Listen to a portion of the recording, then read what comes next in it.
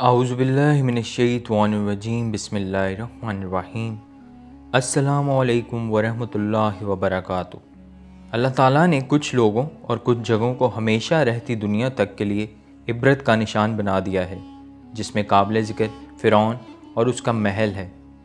3000 سال تک فرعونوں نے مصر پر حکومت کی اور کل 33 فرعون گزرے۔ ہر فرعون کی حکومت کا دور تقریباً 100 سال رہا، لیکن آج ہم جس فرعون اور محل کی بات کرنے والے ہیں وہ مصر کا آخری فرعون تھا، جو حضرت موسیٰ علیہ السلام کا پیچھا کرتے کرتے پانی میں غرق ہو گیا تھا۔ اس کے ڈوبتے ہی بنی اسرائیل کو فرعونوں سے نجات بھی مل گئی تھی۔ فرعون ہیرے، جواہرات، سونے، چاندی اور خزانے جمع کرنے کے شوقین تھے۔ فرعون کے نام کے حوالے سے 2 طرح کی روایات ملتی ہیں۔ ایک میں اس کا نام ولید مصعب بن ریان بتایا جاتا ہے اور دوسری روایت میں رامز دوم ملتا ہے۔ زیادہ تر ماہرین دوسری روایت کے قائل ہیں، یعنی بہت سے ماہرین کی تحقیق میں رامسز دوم ہی نام استعمال کیا گیا ہے۔ کہا جاتا ہے کہ رامسز دوم کی صرف خدمتگاروں کی ہی تعداد 11,000 تھی۔ یہ فرعون انتہا کا ظالم، متکبر اور جابر تھا۔ اپنی رعایا پر ہر طرح کے ظلم ڈھاتا رہتا، لوگوں کو مجبور کرتا کہ اسے خدا مانا جائے۔ جو اس کو خدا مانتا بس وہی اس کے ظلم سے بچ پاتا۔ مصر کے لوگوں کا یہ عقیدہ بن گیا تھا کہ فرعون ان کے اور ان کے دیوتاؤں کے درمیان رابطہ قائم رکھتا ہے۔ آتش پرستوں کی عید کا جب دن آتا تو اس دن دریائے نیل ٹھاٹھیں مارتا تھا اور فرعون کی طرف سے اعلانات کروا دیے جاتے کہ فرعون نے دریائے نیل کو پرجوش کر دیا۔ اس طرح عوام کو بیوقوف بنایا جاتا۔ ایک دفعہ ایسا ہوا کہ ایک عید پر دریائے نیل میں بہاؤ نہ آیا اور اس سال دریائے نیل کا پانی بے حد کم ہو گیا۔ اللہ تعالیٰ نے اسے پرجوش موجیں مارنے کی اجازت نہ دی۔ قحط پڑ گیا، لوگ اور ان کے مویشی بھوک پیاس میں نڈھال ہونے لگے۔ چنانچہ پوری قوم فرعون کے پاس گئی اور کہنے لگی، اگر تم ہمارے خدا ہو تو ہم پر رحم کرو اور دریائے نیل کو ہمارے لیے پھر سے بھر دو، تاکہ اس سے ہمارے اہل و عیال کی بھوک دور ہو سکے۔ فرعون یہ سن کر سوچ میں پڑ گیا، پھر اس نے اپنے ساتھ ایک ٹوپی اور ایک اونی لباسی اور اپنے ہاتھ میں راکھ کی ایک تھیلی لی اور ویران جزیرے کی جانب چل دیا۔ وہ بالکل اکیلا گیا۔ مزید اس نے اپنی قوم کے لوگوں کو منع کر دیا کہ کوئی میرے پیچھے نہ آئے۔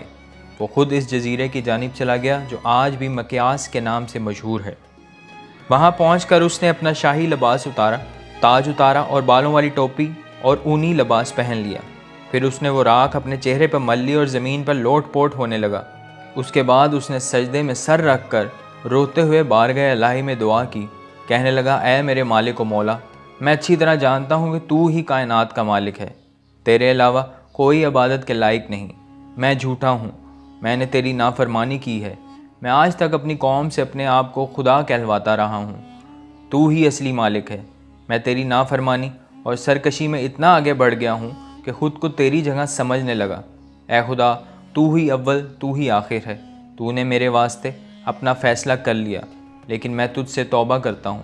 بس تو میری توبہ قبول فرما اور مجھے میری قوم میں رسوا نہ کر۔ ابھی فرعون کی دعا مکمل نہیں ہوئی تھی کہ اللہ پاک نے اس کی دعا قبول فرما لی اور دریائے نیل کو ایک بار پھر سے جاری کر دیا، اور مزید دریائے نیل کو حکم دیا کہ فرعون جہاں جہاں جاتا ہے اس کے ساتھ ساتھ چل۔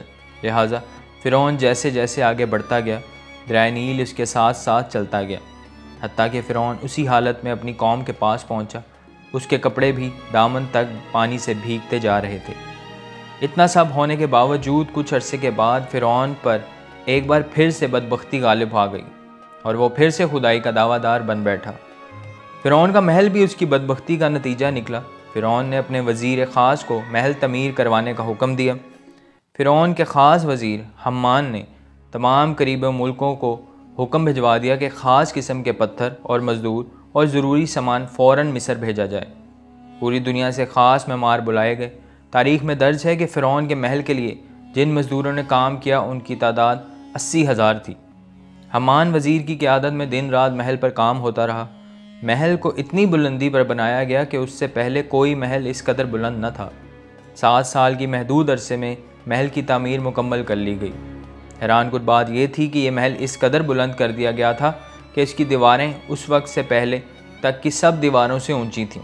محل میں بہت سے خفیہ راستے بنائے گئے۔ ایسا انتظام کیا گیا کہ محل میں ہر وقت طرح طرح کے پھل اور سبزیاں پہنچتی رہیں۔ محل مکمل ہوا تو اس کی سب سے اونچی جگہ پر تخت لگا کر فرعون نے خدائی کا دعویٰ کر دیا اور حضرت موسیٰ علیہ السلام سے بد کلامی کی۔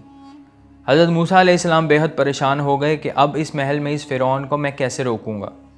اللہ تعالیٰ نے موسیٰ علیہ السلام پر وحی نازل فرمائی، اے موسیٰ، آپ اس کو اپنے ذہن سے ترک کر دیں اور اس بدبخت کا گمان نہ کریں، میں اس کے محل کو ایک لمحے میں برباد کر دوں گا۔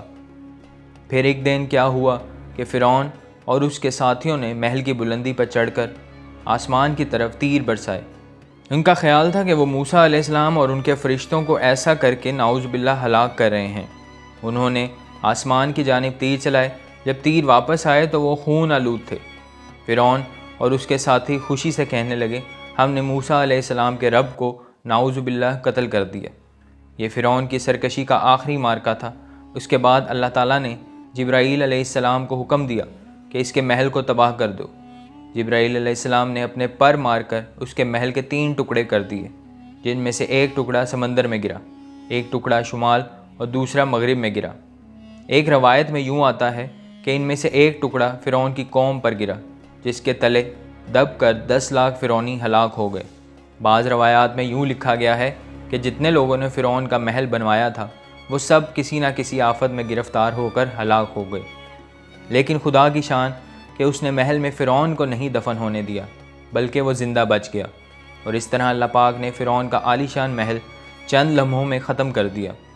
اس سب کے بعد بھی فرعون نہ سمجھ پایا اور لشکر لے کر حضرت موسیٰ علیہ السلام کے پیچھے نکل پڑا، اور آخر نتیجہ یہ ہوا کہ فرعون جو حضرت موسیٰ علیہ السلام سے جنگ کرنے نکلا تھا، ان کا پیچھا کرتے کرتے دریائے نیل پہنچا۔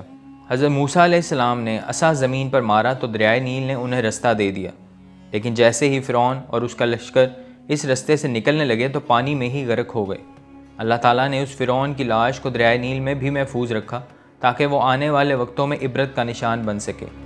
لیکن آج افسوس کی بات یہ ہے کہ ہمارے کچھ حکمران بھی فرعونی سازشوں میں مبتلا ہو کر مسلمانوں کا نقصان کر رہے ہیں۔ میرے دوستوں، بہنوں اور بھائیوں، آئیں مل کے دعا کرتے ہیں کہ اللہ پاک ہمیں تمام فرعونوں سے محفوظ فرما دے اور تا قیامت ہم سے شرک و کفر کی غلاظت کو دور رکھے، آمین۔ اس چینل کو سبسکرائب اور لائک ضرور کر لیجئے اگر آپ اپنا دین اور دنیا ساتھ لے کر چلنا چاہتے ہیں۔ جزاک اللہ۔